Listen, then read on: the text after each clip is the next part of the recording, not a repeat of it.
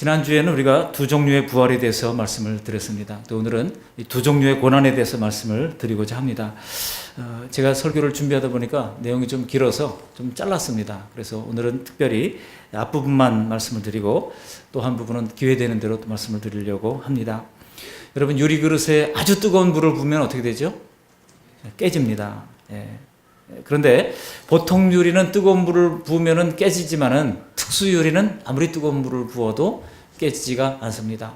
방탄 유리라는 거 하는 거 있죠. 총을 쏴도 얘가 깨지지도 않고 혹시 또 깨진다 하더라도 그 부분만 구멍이 날 뿐 이제 총알이 통과하지도 못하는 그런 그 특수 유리이죠. 근데 그 특수 유리를 어떻게 만드는가 보니까 그냥 보통 유리를 이제 뜨겁게 빨갛게 달궜다가 또 물에 담갔다가 또 빨갛게 담갔다가 달궜다가 또 물에 담갔다가 이런 것들을 반복해서 만들어진다고 그럽니다.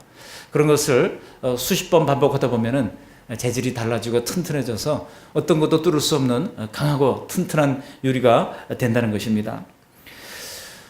하나님께서 우리를 때로는 이 고난의 용광로에 넣으셔서 우리를 견고케 하시고 또 이제 연단하시는 것입니다. 우리의 신앙 인격이 금방 그렇게 성숙화되지 않아요. 우리 구원의 서정 9단계가 있지 않습니까? 처음에 하나님이 우리를 소명으로 부르시지 않습니까? 중생의 거듭남을 통하여 회심의 역사를, 회개의 역사를 통하여 체험하게 되고 또 믿음으로 이제 칭의를 얻게 하고 수양을 거쳐서, 수양이라고 하는 것은 양자됨입니다. 하나님의 양자됨을 거쳐서 또 성화와 이제 견인과 또 영화에까지 이르게 되는 소위 구원의 서정이 있습니다. 그런데 그 구원의 서정 가운데 하나님께서 우리를 성화와 영화에 이르기까지는 수많은 고난과 연단을 통하여 우리를 계속해서 단련하신다는 겁니다. 빌립보서 1장 29절에도 그리스도를 위하여 너희에게 은혜를 주신 것은 다만 그를 믿을 뿐만이 아니라 또한 그를 위하여, 그가 누굽니까? 예수님이에요. 예수님 위하여 고난도 받게 하려 하심이라고 그랬습니다. 우리가 예수 믿는 목적 중에 하나가 그를 믿을 뿐만 아니라 고난도 받게 된다는 것입니다. 그러니까 우리가 성숙한 신앙으로 나가기 위해서는 이 고난이라고 하는 과정이 반드시 필요하다고 성경은 얘기하고 있는 거예요. 고난 없이 금방 우리가 성자가 되고 성숙해지지 않습니다. 디모데후서 3장 12절도 무릇 그리스도 예수 안에서 경건하게 살고자 하는 자는 박해를 받으리라 했습니다. 타협하는 사람들은 뭐 박해받을 필요가 없겠죠. 그러나 하나님 말씀을 끝까지 지키려고 하는 사람은 때로는 이런 박해가 있다는 것입니다. 그래서 우리는 이 세상에서 환난을 경험하게 되는 것입니다. 그러나 요한복음 16장 33절에 이것을 너에게 이루는 것은 너희로 내 안에서 평안을 누리게 하려 함이라. 다른 사람은 똑같은 박해를 받아도 믿는 사람들은 평안을 누린다는 거예요. 왜 그렇습니까? 세상에서는 너희가 환난을 당하나 담대하라. 내가 세상을 이겼노라. 예수님께서 세상을 이기는 힘을 주신다고 말씀하고 있습니다. 그렇지만 세상에서는 우리가 환난을 당한대요. 믿지 않는 식구들이 있어서 환난을 당하고 믿지 않는 식구들이 아랫사람들이면 괜찮은데 또 이 부모님이고 시부모님이고 뭐 형제, 부모님들이 그럴 때는 얼마나 그 고난이 심한지 모릅니다. 그러나 주님께서 주시는 그 약속의 말씀을 붙잡고 우리는 그 환난을 이겨낼 수가 있는 줄 믿습니다. 하나님의 관심은 하나님 나라의 건설에 있기 때문에 우리를 그 나라에 합당한 신앙인격으로 빚어가기 위하여 계속 때로는 이런 환난을 통과하게 하시는 것입니다. 그렇게 하여 하나님의 영광스러운 백성, 하나님 나라의 영원한 나라의 백성이 되게 하는데 이제 그 과정을 겪게 하시는 것입니다. 오늘 본문에 자세히 보시면 베드로가 두 종류의 고난이 있다고 설명하고 있지 않습니까? 첫 번째는 어떤 고난입니까? 죄로 말미암은 고난이에요. 그리고 두 번째는 어떤 고난입니까? 죄와 상관없이 당하는 성도의 고난이라고 할 수 있습니다. 예수님께서 선을 행함으로 받는 고난을 친히 당하시고 성도들로 하여금 그 모범을 따라오도록 하셨습니다. 우리 20절 그리고 21절 말씀을 읽지 않았습니다만 우리 20절 21절 말씀을 같이 한번 다 읽어보도록 하겠습니다. 20절 21절 시작. 죄가 있어 매를 맞고 참으면 무슨 칭찬이 있으리요. 그러나 선을 행함으로 고난을 받고 참으면 이는 하나님 앞에 아름다우니라. 이를 위하여 너희가 부르심을 받았느니라. 그리스도도 너희를 위하여 고난을 받으사 너희에게 본을 끼쳐 그 자취를 따라오게 하려 하셨느니라. 오늘은 이 두 가지 고난 중에서 죄로 말미암은 고난을 먼저 살펴보고 또 기회 있을 때 다음번에는 선을 행함으로 받는 고난을 함께 상고하면서 은혜를 나누려고 합니다. 여러분, 죄로 인한 징계의 고난이 우리에게 있다는 겁니다. 죄로 말미암은 고난이 있어요. 안 받으면 좋겠지만은 성도들이 죄를 안 지을 수가 있습니까? 성도들도 하나님 앞에 이 자범죄를 계속해서 지을 수밖에 없는 죄성을 가진 존재들이잖아요.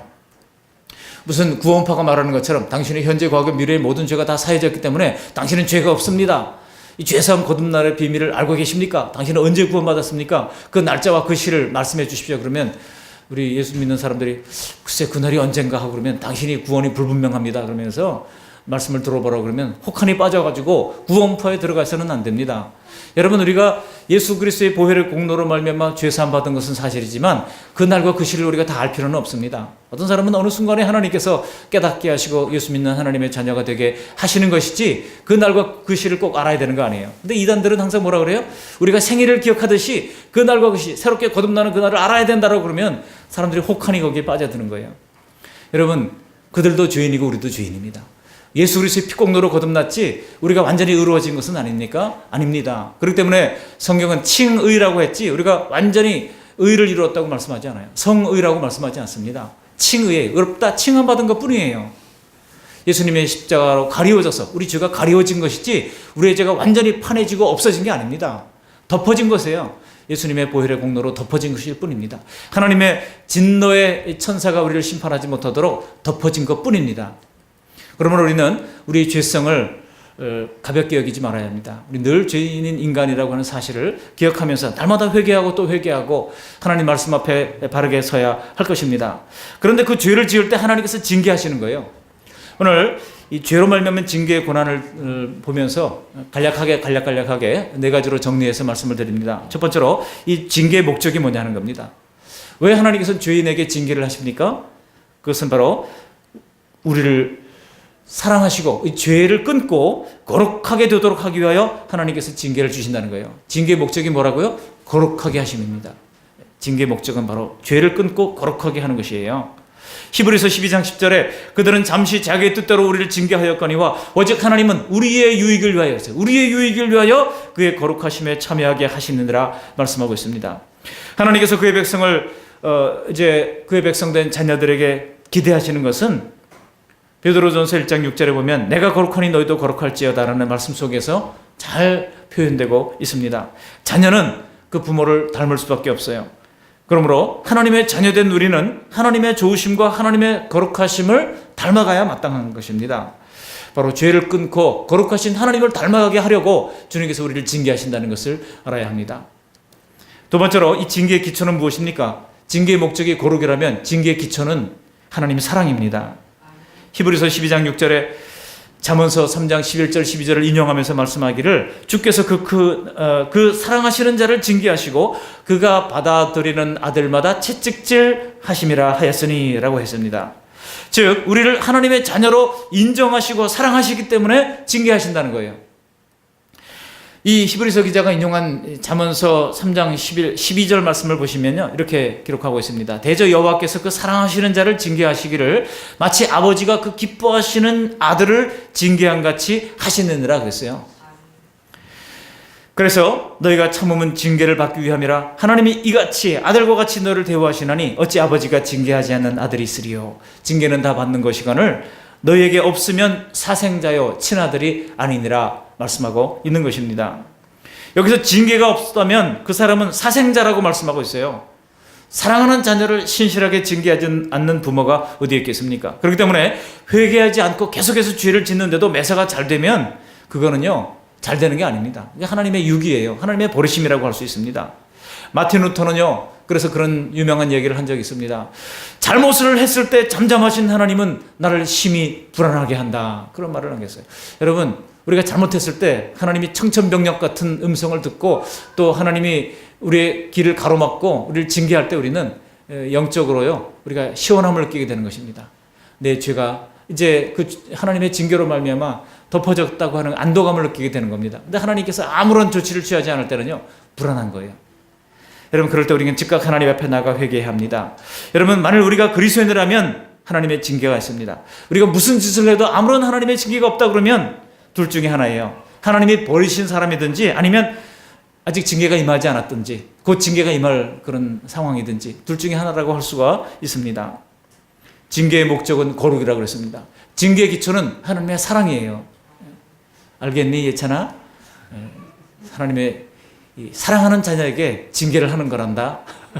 여러분, 사랑하기 때문에 우리가 자녀들에게도 잔소리도 하고 하는 거 아니겠습니까? 세 번째로 이 징계의 결과가 뭐냐 하는 거예요. 이 징계의 결과로 우리는 평강을 얻게 된다는 것입니다. 히브리서 12장 11절에 보시면 누구에게나 징계를 받을 때 그것은 즐거울 리가 없죠. 그러나 징계가 슬퍼 보이지만은 후에는 의의 평강한 열매를 맺게 된다 말씀하고 있는 겁니다. 의의 평강한 열매. 징계의 고난을 경험한 시인이 시편 119편 67절에 이렇게 말씀하고 있어요. 고난당하기 전에는 내가 그릇 행하였더니 이제는 주의 말씀을 지키나이다 그랬어요. 고난을 당해보니까 이 주의 말씀을 지키지 않으면 고난이 오니까 주의 말씀을 성실하게 지키게 되었노라고 이 시편 기자가 고백했다고 하는 것입니다. 징계는 우리의 유익을 위해서 주시는 것입니다. 히브리서 12장 10절에 그들은 잠시 자기의 뜻대로 우리를 징계하였거니와 오직 하나님은 우리의 유익을 위하여 그의 거룩함에 참여하게 하시느니라. 그래서 우리가 잘못을 할 때 하나님께서는 징계하십니다. 여러분, 그것은 하나님의 사랑의 채찍인 줄 아시기를 바랍니다. 그리고 그 결과는 바로 이렇게 이제 평강을 얻게 된다는 거예요. 마지막으로 그렇다면 우리는 징계를 받을 때 어떻게 해야 하겠습니까? 일반적으로 우리가 징계를 받을 때 가지기 쉬운 이 잘못된 태도는 두 가지입니다. 하나는 징계를 경히 여기는 것이고요. 또 하나는 낙심하는 것입니다. 우리 한번 찾아보실까요? 앞으로 좀 넘겨서 신약성경 367쪽 히브리서 12장 5절 말씀 같이 한번 읽어보실까요? 히브리서 12장 5절 말씀입니다. 367, 제가 가진 성경은 367쪽인데 성경마다 1, 2페이지씩 좀 다른 것이 있습니다. 히브리서 12장 5절 말씀 우리 같이 한번 읽어보십니다. 또 아들들에게 권하는 것 같이 너에게 권면하신 말씀도 잊었도다. 일러스되 내 아들아 주의 징계하심을 경히 여기지 말며 그의 꾸지람을 받을 때 낙심하지 말라. 여러분, 이 말씀도 바로 잠언서 12장 11, 12절 말씀을 인용하면서 이제 히브리서 기자가 이야기한 거예요. 징계를 받을 때 낙심하지 말라는 겁니다. 달리 말하면 징계를 받을 때 낙심하는 사람들이 있다는 겁니까? 없다는 겁니까? 있다는 거예요. 이게 잘못된 태도라고 하는 것입니다. 낙심하지 말아야 된다는 것입니다. 또 하나는 경히 여기는 것입니다. 징계 아무리 해봤자 그냥 뭐 또 괜찮아지겠지 하고 그냥 가볍게 넘기는 겁니다. 영적으로 민감한 사람은요, 이게 하나님의 징계의 손길이구나 알고 즉각 하나님 앞에 무릎을 꿇습니다. 주님, 진노 중에도 긍휼을 베풀어 주시고 이 진노의 손을 거두어 주옵소서 간절히 주님 앞에 구하게 되는 것입니다. 그러므로 우리는 첫 번째로 업신여기고 경히 여기지 말아야 할 것입니다. 그러므로 죄를 지었을 때 어떤 어려움이 오면은 그것이 하나님의 손길인 줄 우리가 깨달아 알 수 있어야 합니다. 분명히 하나님께서 죄를 지은 후에 즉각 징계하신 것을 경험하신 적이 있을 겁니다. 저도 수시로 경험할 때가 있어요. 여러분, 그런 것을 이거 우연히 일어나는 일이야 그렇게 생각하면서 가볍게 생각해서는 안 됩니다. 하나님께서 주권적으로 모든 것을 주관하고 계시고 모든 것을 알고 계십니다. 그러므로 이 하나님의 경책을 진지하게 받아들이고 그 앞에 즉각 무릎을 꿇고 회개할 필요가 있습니다. 회개는 해도 끊임이 없습니다. 우리가 죄가 없다면 하나님을 이제 업신여기는 것이라고 요한일서 1장 8절 이하는 말씀하고 있습니다. 그러나 죄를 회개하면 그는 미쁘시고 의로우사 우리 모든 죄를 사하여 주신다고 말씀하고 있는 것입니다. 그러므로 하나님의 경책을 진지하게 받아들이시기를 바랍니다. 그리고 죄된 성향을 억제하시기를 바랍니다. 죄가 하나님과 우리 사이의 교제를 파괴합니다. 죄가 우리에게 오는 모든 좋은 것들을 막습니다. 하나님과의 관계가 파괴되면요, 사람과의 관계도 파괴되고 자기 자신과의 관계도 파괴되고, 죄의 결과 가운데 우리가 무슨 얘기합니까? 자연과의 관계도 파괴된다 그러지 않습니까? 이사야서 59장 2절에 이렇게 말씀합니다. 오직 너희 죄악이 너희와 너희 하나님 사이를 갈라놓았고, 디아볼로스예요. 갈라놓았고, 관계를 갈라놓는 것이 디아볼로스입니다. 여러분, 시장 성경에 디아볼로스라는 헬라어가 바로 마귀를 디아볼로스라고 그러는데요. 그 디아볼로스라고 하는 말이 둘 사이에 뭔가를 던져놓는 거예요. 디아라는 뭐뭐 사이에라는 뜻이고 볼로스라고 하는 뭔가 던지다라고 하는 뜻이거든요. 그 둘 사이에 뭔가 관계를 깨는 그것이 바로 디아볼로스예요. 그게 마귀입니다. 마귀는요, 하나님과 우리와의 관계도 자꾸 뭔가 하나님께 섭섭한 마음 들게 하고 자꾸 이렇게 갈라놓는 거예요. 뿐만 아니라 사람과 사람과의 사이에서도 자꾸 오해가 생기게 만들고 갈라놓는 것이 마귀의 역사예요. 여러분, 우리가 하나님께서 하나님의 거룩한 공교회를 피로 값주고 사신 교회를 우리가 마귀가 갈라놓지 않도록 우리가 성령의 하나 되게 하신 것을 힘써 지켜야 할 것입니다. 예레미야 5장 25절도 말씀합니다. 너희 허물이 이러한 일들을 물리쳤고 너희 죄가 너희로부터 좋은 것을 막았느니라. 하나님은 우리에게 좋은 것을 주시기 위하여 안간힘을 쓰시는데 우리가 가로막고 있어요. 뭐가 가로막습니까? 죄가 가로막고 있는 겁니다. 그러므로 이 죄가 기억날 때는 하나님께서 깨닫게 하셔요. 끊임없이 깨닫게 하십니다. 그럴 때 즉각 주님 앞에 엎드려 그 죄악들을 회개함으로 말미암아 하나님이 우리에게 주시는 좋은 것들을 다 받아 누리는 우리 모두가 될 수가 있어야 할 것입니다. 그러므로 말씀을 정리합니다. 하나님의 말씀의 지시를 따르고 성령님의 도우심을 의지할 수 있기를 바랍니다. 죄를 끊는 노력을 끊임없이 할 수 있기를 바랍니다. 누구를 미워한 죄, 또 오해한 죄, 여러분 즉각 끊어버릴 수 있도록 하시기를 바랍니다. 하나님의 거룩하심을 기억하고 하나님의 자녀답게 거룩함을 우리 속에 이루도록 우리는 노력을 해야 할 것입니다. 징계를 받을 때 낙심하지 말아야 합니다. 징계는 하나님의 은혜의 방편입니다. 그러므로 하나님이 주시는 징계를 감사합니다. 감사함으로 받을 수 있기를 바랍니다. 이 하나님의 징계 성격을 살펴보면 이 하나님의 의로우신 판단과 성실하심으로 하나님께서 우리를 징계하신다고 성경은 말씀합니다. 시편 119편 75절에 여호와여 내가 알거니와 주의 심판은 의로우시고 주의 심판은 의롭대요. 그리고 주께서 나를 괴롭게 하심은 하나님의 성실하심 때문이니다 그랬어요. 하나님의 성실하시기 때문에 우리를 괴롭게 하는 거예요. 그래서 기도하게 하시고 또 죄를 기억나게 하시고 회개하게 하시는 것입니다. 종종 사람들은 자신의 기분에 따라서 잘못을 눈감아주거나 아니면은 반대로 작은 잘못도 크게 징벌하는 경우들이 있어요. 이 사람은 참 거기에 균형을 잡는 것이 어렵습니다. 그러나 하나님은 정확한 판단에 의해서 우리를 징계하십니다. 그리고 성실하심으로 우리를 징계하십니다. 그러면서도 우리가 아울러 알아야 하는 것은 하나님께서 우리를 고생하며 근심하게 하시는 것은 하나님의 본심이 아니라는 사실입니다. 예레미야 애가서 3장 33절에 주께서 인생으로 고생하게 하시며 근심하게 하심은 본심이 아니시로다 말씀하고 있습니다. 여러분 인생에 고민이 왜 없겠습니까? 사람마다 다 있어요. 저 사람 근심 걱정 아무것도 없을 거다. 그 사람도 만나보면 그 사람이 알 수 없는 근심과 걱정과 고민이 다 있습니다. 근데 이것이 하나님의 본심이 아니래요. 하나님 우리가 하나님의 은혜 가운데서 평강하고 즐겁고 행복하게 살기를 원하시는 것입니다. 요한복음 10장 10절에 내가 양으로 생명을 얻게 하고 또 풍성하게 얻게 하고 그런 것이 하나님의 뜻이에요. 하나님께서 우리를 징계하실 때 사랑하심으로 징계하십니다. 자녀에게 휘처리를 대는 어머니의 마음처럼 아프게 하고 싶어서 때리는 하나님이 아니십니다. 오히려 때리면서도 하나님께서 절제하면서 때리시는 거예요. 하나님께서 이스라엘이 범죄했을 때 아수르를 들어서 바벨론을 들어서 이스라엘을 징계하라고 그랬잖아요. 그런데 이 사람들이 징계를 하는데 지나치게 때리는 거예요.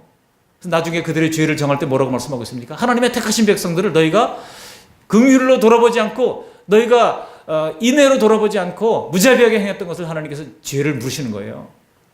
하나님의 마음은 아들을 징계하시되 아파하면서 눈물을 흘리시면서 절제하면서 때리시는 것입니다.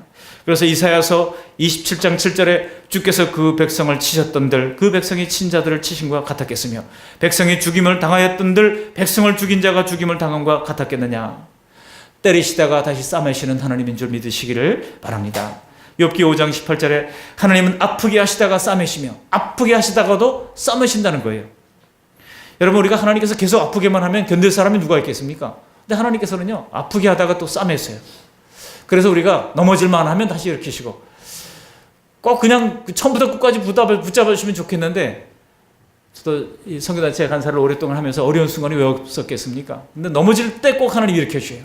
처음부터 안 넘어지게 하시면 참 좋겠는데 그 마음에 낙심하고 넘어질 때 넘어질락 말락 할 때 딱 붙잡아 일으켜 주시고 또 일으켜 주시고 하는 경험들을 여러 번 했던 기억이 납니다. 그러면 여러분 우리가 죄로 말미암아 하나님의 징계를 받을 때 도리어 하나님의 은혜를 기억하고 감사하시기를 바랍니다. 낙심할 필요가 없습니다. 낙심하지 마시고 그 하나님의 징계에 여러분 회개할 수 있기를 바랍니다. 혹 우리에게 어려운 고난이 있습니까? 먼저 회개하십시오. 그리고 죄가 있다면 회개하시고 다시 세우시는 하나님의 은혜 가운데서 낙심하지 않는 저와 여러분들이 되어서 다시 한번 담대히 주님의 은혜의 보좌 앞에 나갈 수 있는 믿음의 용사들로 인침받는 저와 여러분들이 되시기를 주님의 이름으로 축원합니다.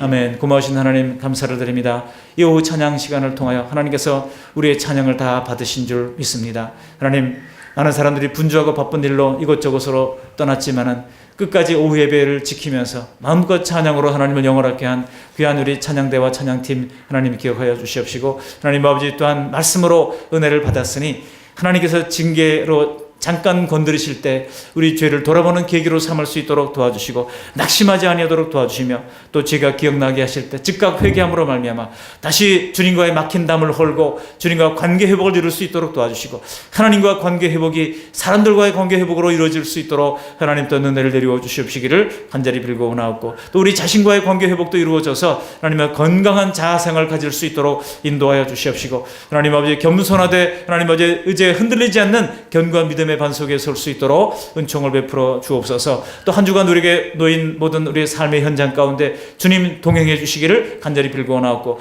예수 그리스도의 향기가 드러날 수 있는 복된 생애를 살 수 있도록 우리의 말과 우리의 행함과 우리의 모든 상합의 현장에 함께해 주시옵소서. 예수님 거룩하신 이름으로 감사하며 기도합니다. 아멘.